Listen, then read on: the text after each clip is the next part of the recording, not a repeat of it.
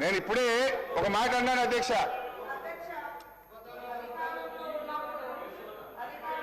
అప్పుడు 10 సంవత్సరాలు ఏం చేసిరో చెప్పండి. ఫస్ట్ ఏం చేసిరు చెప్పండి. ఎన్ని ఉద్యోగాలు ఇచ్చారు? తెలంగాణ ఉద్యమం 10 ఏళ్ళు జరిగింది. 10 ఏళ్ళ ఉద్యమం అంతా ఉద్యోగాల కోసమే. మరి మీరు అధికారంలోకి వచ్చి 10 ఏళ్లలో ఎన్ని ఉద్యోగాలు ఇచ్చారు అధ్యక్ష? ఏమన్నా అంటే నోటిఫికేషన్ ఇస్తే వాళ్ళకి ఏమన్నా జీతాలు పడ్డాయా? ఉద్యోగ గ్యారెంటీ వచ్చిందా?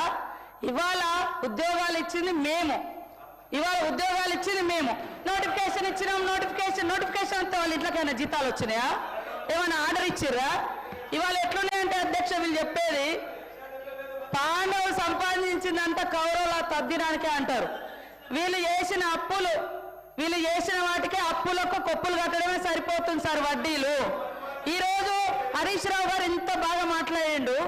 మరి ఇన్ని వేల కోట్లు రైతులకు అప్పు ఎక్కడైంది? ఏ కాలంలో అయింది? ఇవాళ నీ నియోజకవర్గంలోనే 50% కాలేదంటున్నావు.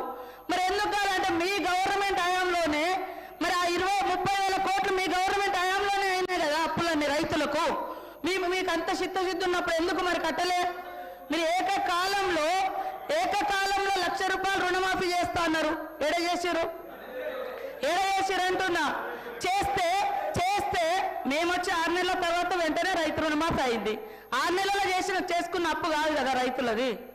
ఇవాళ యాసలు ప్రాసలు ఇప్పుడు బాగా మాట్లాడుతున్నారు సార్.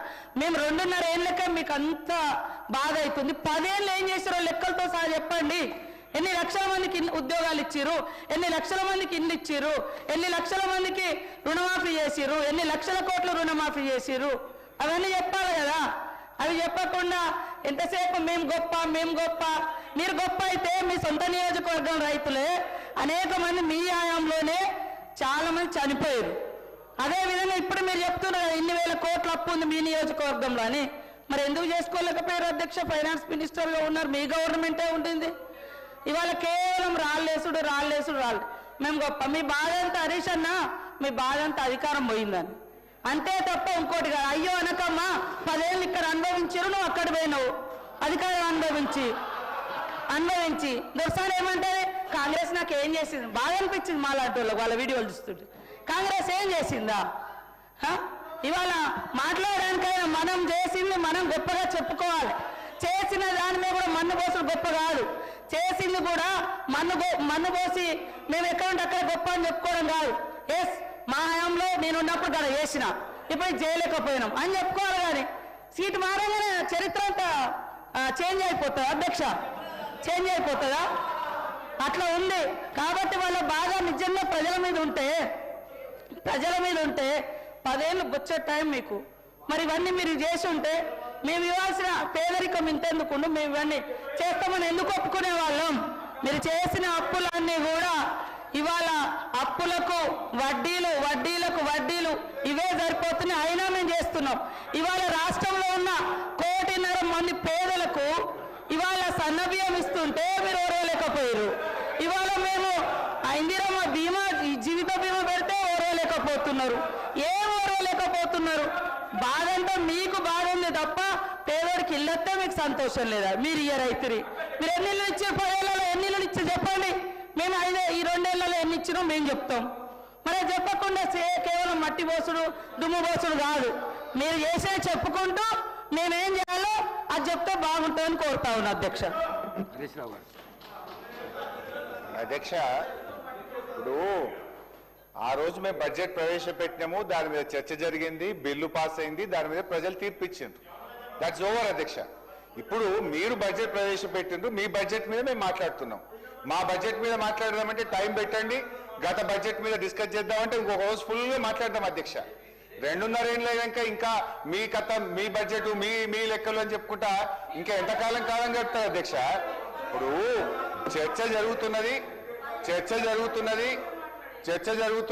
బట్టి గారు ప్రవేశపెట్టిన బడ్జెట్ మీద. డెఫినెట్గా దాని మీద మాట్లాడతాం కదా అధ్యక్ష. మీరు మా బడ్జెట్ మీద మాట్లాడదామంటే పెట్టండి. మా బడ్జెట్ అప్పుడు మేము పెట్టినాము, మీరు మాట్లాడినరు, బడ్జెట్ పాస్ అయింది, ఓటింగ్ జరిగింది, దాని మీద ప్రజలు తీర్పు ఇచ్చిండ్రు.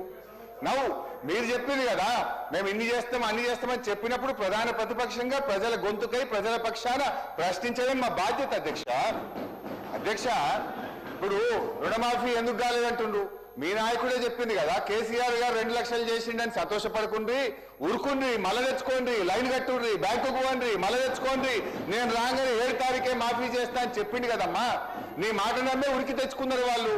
నువ్వు మోసం చేసినావు, గదే చెప్తున్నా. నేనేం చెప్తున్నా? ఇంకోటి అధ్యక్ష, మీరేం చేసిండ్రు అంటున్నారు. అంటే నా సబ్జెక్ట్ డైవర్ట్ అవుతుందని నేను వారికి సమాధానం ఇయ్యలేక కాదు అధ్యక్ష. Every point I can answer అధ్యక్ష. ఆనాడు బీఆర్ఎస్ ప్రభుత్వం 1,62,000 ప్రభుత్వ ఉద్యోగాలు ఇచ్చింది. 95% లోకల్ రిజర్వేషన్ తెచ్చాము. రాష్ట్రపతి ఉత్తర్వులను సవరించాము. అయితే నేను చెప్తే ఇంకా చాలా విషయాలు ఉన్నాయి కానీ అధ్యక్ష, దాంట్లో బోను నా ఇష్యూ డైవర్ట్ అవుతుంది కనుక దయచేసి నేను మీతో కోరుతున్న ఎలియా మినిస్టర్ గారు, ఫైనాన్స్ మినిస్టర్ గారు వీళ్ళు ఇవ్వాలి కానీ ఇట్లా తాపకొక్క మంత్రులు వేస్తే నా సబ్జెక్ట్ పోతుంది అధ్యక్ష. దయచేసి మీరు ఇంటరప్షన్ కాకుండా చూడాలని మిమ్మల్ని సవినయంగా ప్రార్థిస్తా ఉన్నా అధ్యక్ష.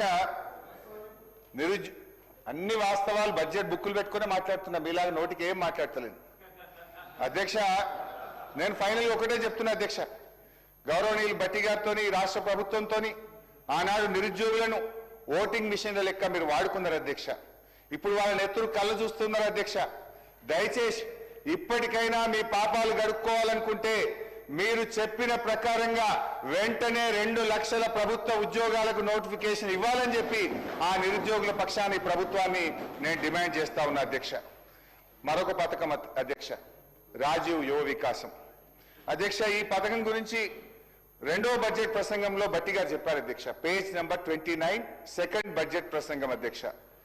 ఎస్సీ, ఎస్టీ, బీసీ, మైనార్టీలు మరియు ఆర్థికంగా వెనుకబడ్డ వర్గాల యువతకు స్వయం ఉపాధి కల్పన కోసం